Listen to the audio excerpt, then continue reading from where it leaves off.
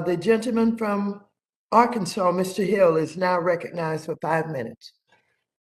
Well, thank you, Madam Chair. I've certainly enjoyed this macroeconomic debate with our witnesses and our members. It's always rewarding, I think, actually. I'm sorry we're not in the committee room together today.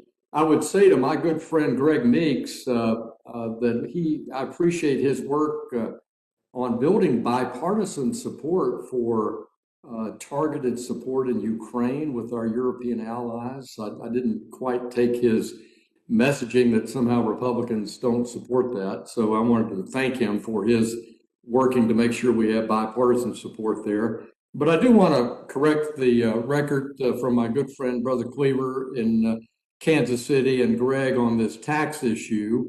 The Tax Cuts and Jobs Act helped all American families, brown, white, and black, with lower tax rates, easier filing, a better child tax credit. We need to make those tax cuts permanent. That should be a priority for Democrats and Republicans. Secondly, on the revenue issue, corporate tax revenues, despite the large cut in the rate, are at their highest level in American history. We are earning more corporate tax revenue than we have in the history of the country, and $1 trillion came back into the U.S. for U.S. investment there. So I think that the gentleman's argument about revenue loss is quite exaggerated there. And the real challenge that we're talking about today is the impact on supply chain and Biden inflation and the impact on housing affordability. And it is devastating, as I said in my opening comments. And I want to start with Dr. Chandan. In your testimony, very interesting.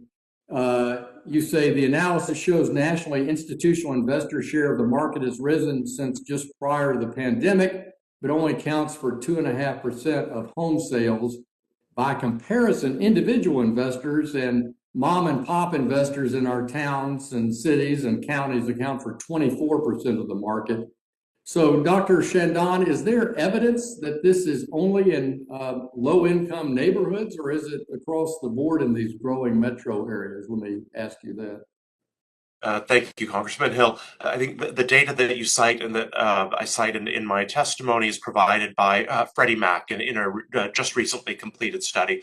While there's always opportunity, and here there is significant opportunity to improve data transparency and availability, what we do know is that nationally, 25% of investors in markets that are buying single-family homes without the intention of living in them, or reselling them, but of repurposing them as single-family rental homes, does include a wide range of investors, and we should be careful not to conflate, large institutions with that entire pool.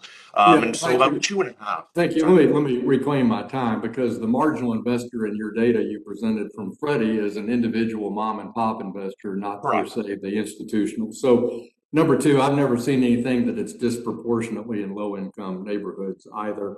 So let me ask you this. A lot of families have kids, and the number of kids in the rental market, a lot of apartments don't have multi-bedroom units.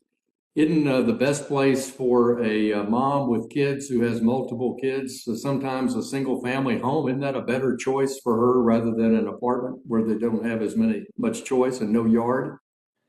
One thing that we absolutely do observe is that as households age in their life cycle, in particular, as you point out, as they have their first children, the set of amenities that they look for changes and expands, and in many cases will include things like parks, good quality public schools that you get better access to when you live in a home, in large part because of its location. For some families, let me thank you for that. If you have other comments on that, please submit them for the record, because I think this is a key element of what we're talking about today. Also looked at the affordability chart, looking at my favorite source, of course, everybody loves the St. Louis Federal Reserve Bank, and it shows that minority home ownership skyrocketed under the Trump administration from its post-crisis low of basically 2016, 2017 And then the pandemic knocked off that home affordability and ownership rates for Black, brown, and white Americans. So we need to get back on that. I thank my chairwoman, and I yield back the balance of my time. Thank you.